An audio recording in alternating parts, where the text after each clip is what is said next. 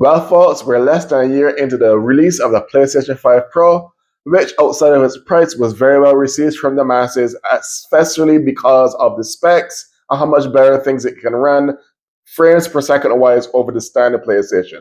But coming with that release, we got some murmurs and rumors that Sony was already working on a PlayStation 6, but we never got any details, and they released it, any specs, nothing. However, an article that came up a couple days ago has some breadcrumbs that leave us hopeful, at least for me. Let's get into this. Hey everyone, it's Boy Lot Tech back again with more tech news. A little bit console information this time. I don't really talk much about console because I'm mainly a PC gamer, but I do have a PS4 catching dust in my living room, but I haven't bought a console in forever since I started going on PC and having games on PC. But a while ago, probably leading up to the time of the PS5 Pro release, and even after it was released, and there were some spots here and there in the wild, rumor-wise, even before PS5 Pro got released, that Sony was already in the process of working on a PlayStation 6. And that's all they pretty much told us, or all we really got for the rumors and murmurs, or across the internet. And we didn't get no specs, no deadline release date, no exact release date, nothing. Just, yeah, we're working on it, and that's pretty much the gist of what we got information-wise about the PlayStation 6. Now, up until the PS5 Pro got released, we didn't really have not even a grain of anything or any information or evidence that what it's going to have or what the PS6 is going to have as far as specs, speed, processor, none of that. But we only had an inkling and back of our head like how the previous generations of PlayStation were using AMD hardware. AMD CPU, AMD GPU. But now this time around, we got a little more breadcrumbs on an article on TweakTongue that had, from their sources, according to their sources, still not released it, but now we got some sort of specs that they're like 90% sure that this is what the specs are going to be. At least that's the tone of the article when I was reading that I got from the article when I was reading it. So I thought they're going to have like a cut down version of Zen 5 desktop chips for the PlayStation 6 when it gets released, but a lot of people, along myself, thought that was going to be Zen 5 as well, Zen 5 based, but apparently it's not.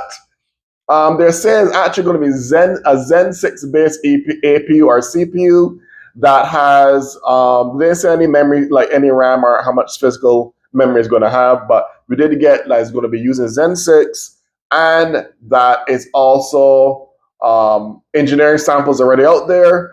Not in the factory where they make the PlayStations, not out in the wild like people got them or anything like that. But there are engineering samples out there, which means they're close to completing or finalizing all the specs and quality, hopefully QL checks for our PlayStation 6 before they release it. No time frame, unfortunately, but it's going to be using a Zen 6 EPU and RDNA 5.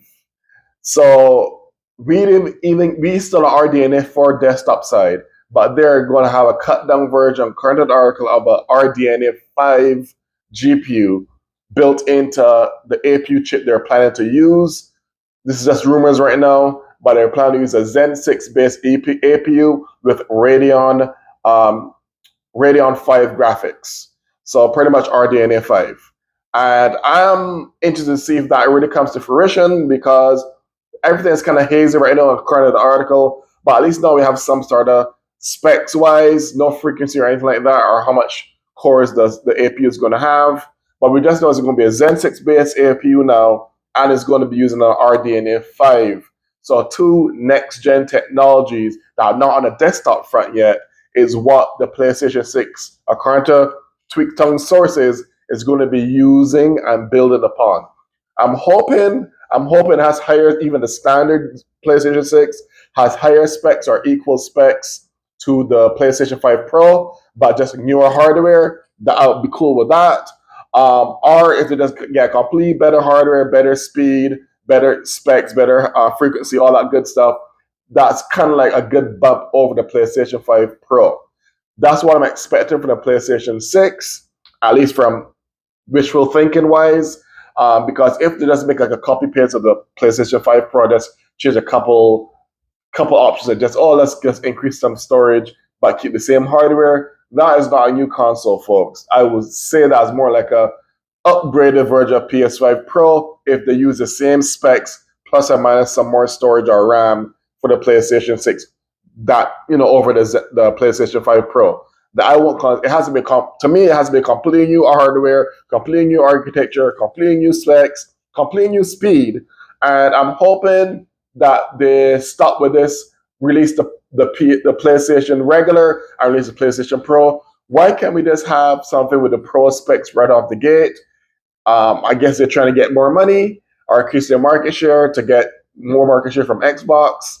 But that's just me. Maybe I'm crazy, but y'all let me know in the comments below if you like the whole two types of PlayStation releasing every couple generations with the regular, standard, and the Pro, or do you think like I do that the should just ready the main release or standard release of these consoles should be what the same specs a Pro has instead of having to pay two sets of money? Let me know in the comments below. Until then, this is Biolock Tech signing out.